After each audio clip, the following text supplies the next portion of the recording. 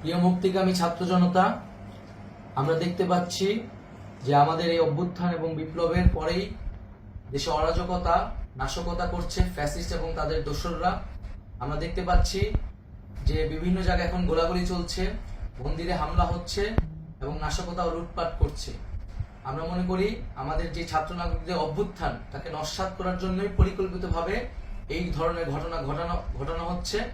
আমরা মুক্তিকামী ছাত্র জনতাকে সজাগ এবং সতর্ক থাকতে আহ্বান জানাচ্ছি এবং আমাদের যে অন্তর্বর্তীকালীন সরকার, আমরা সেই সরকারের যে প্রস্তাবনা 24 ঘন্টার সময় নিয়েছিলাম, জরুরি পরিস্থিতি মোতাবেক আমরা এখনই তার একটি রূপরেখা ঘোষণা করছি।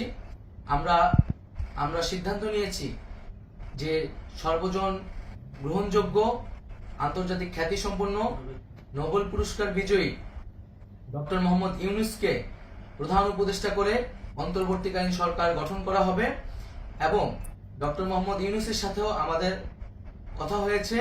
তিনি ছাত্র জনতার আহ্বানে বাংলাদেশকে রক্ষা করতে এই গুরু দায়িত্ব নিতে সম্মত হয়েছে। আমরা সকালের মধ্যেই আমরা এই সরকার গঠনের প্রক্রিয়া দেখতে চাই। রাষ্ট্রপতির কাছে আহ্বান থাকবে যে দ্রুত সময়ের মধ্যে ডক্টর মোহাম্মদ ইউনূসকে প্রধান উপদেষ্টা করে অন্তর্বর্তীকালীন সরকার গঠন করা হোক এবং এই অন্তর্বর্তীকালীন সরকারের বাকি সদস্যদের নামও আমরা সকালের মধ্যে ঘোষণা করব। প্রিয় বন্ধুগণ, দেশে যে অরাজকতা চলছে, মানুষের জীবনের নিরাপত্তাহীনতা চলছে, সেজন্য আমরা রাষ্ট্রপতির কাছে আহ্বান জানাচ্ছি দেশে আইন শৃঙ্খলা পরিবেশ ফিরিয়ে আনার জন্য দ্রুত সময়ের মধ্যে কার্যকর ব্যবস্থা নিতে হবে এবং আইন শৃঙ্খলা বাহিনীকে সহযোগিতা করার জন্য মুক্তিকামী ছাত্র জনতাও রাজপথে থাকবে এবং অন্তর্বর্তীকালীন সরকার গঠন না হওয়া পর্যন্ত মুক্তিকামী ছাত্র জনতাকে রাজপথে থেকে তাদের যে অভ্যুত্থান, সেই অভ্যুত্থানকে রক্ষা করতে হবে।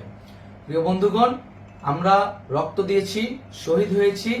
আমাদের যে প্রতিশ্রুতি একটি নতুন বাংলাদেশ গঠন করার জন্য, সেটিকে আমাদের অবশ্যই বাস্তবায়ন করতে হবে এবং অবশ্যই ছাত্র জনতার প্রস্তাবিত সরকার বাদে কোনো ধরনের সরকার কিন্তু মেনে নেওয়া হবে না।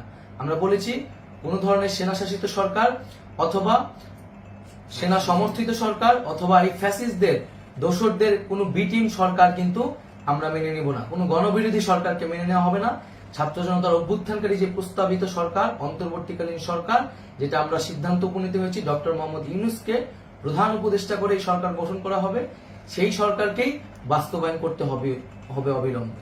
আগামীকাল সকাল থেকে সকলকে আহ্বান জানাচ্ছি রাজপথে থাকার জন্য এবং আমাদের যে সাম্প্রদায়িক সম্প্রীতি এবং রাষ্ট্রীয় সম্পদ রক্ষা কমিটির ঘোষণা হয়েছে বৈষম্যবিরোধী ছাত্র আন্দোলনের নেতৃত্বে, সকল পাড়ায় পাড়ায় এলাকায় এলাকায় সেই কমিটি পাহারায় থাকবে। আমাদের সংখ্যালঘু কমিউনিটিকে আমাদের রক্ষা করতে হবে, রাষ্ট্রীয় সম্পদ এবং এই দেশকে রক্ষা করতে হবে আমাদের।